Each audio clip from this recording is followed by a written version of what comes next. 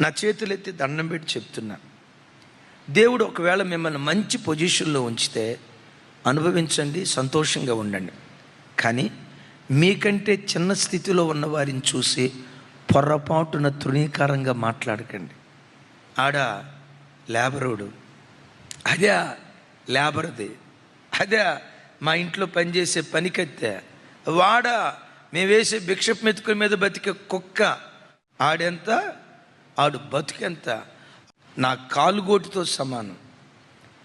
ఇలాంటి డాంబిక మాటలు ఎప్పుడైనా నీ నోటు వచ్చేయేమో ఒకసారి ఆలోచించు.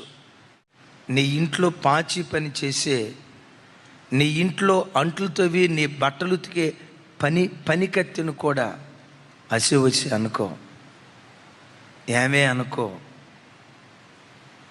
అసేవసే హీనంగా మాట్లాడుకో.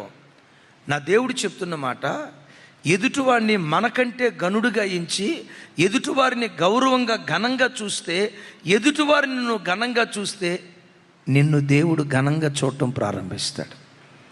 ఎదుటివాడికి నువ్వెంత విలువిస్తావో దేవుడు నీకంత విలువివ్వటం ప్రారంభిస్తాడు. కొన్ని సందర్భాలలో నీ వయస్సు, నీ హోదా, నువ్వు సంపాదించిన డబ్బు, నువ్వు చేసే ఉద్యోగం, నీ ఆస్తి, నీ సంపద నిన్ను గర్వాంధుడిగా మార్చి ఆడెంత అంటే బచ్చాగాడా, నా ముందెంత, ఆడెంత, ఆడు బ్రతుకెంత అని అన్నావా, రేపు వాడి కళ్ళ దగ్గరికి వచ్చేసరికి భిక్షాందేహి అని అడిగే పరిస్థితి వస్తుంది. రాజులు రైతులు అవుతారు, రైతులు రాజులు అవుతారు. ఆ సామెత ఊరక నానుడి పుట్టలేదు.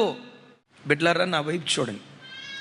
మీ ఉద్యోగ స్థలాల్లో ఎవరిని కూర్చైనా ఒకవేళ నీచంగా, హీనంగా, అవహేళనగా, తృణీకారపు మాటలు మాట్లాడారేమో, నా చేతులెత్తి దండం పెడతా.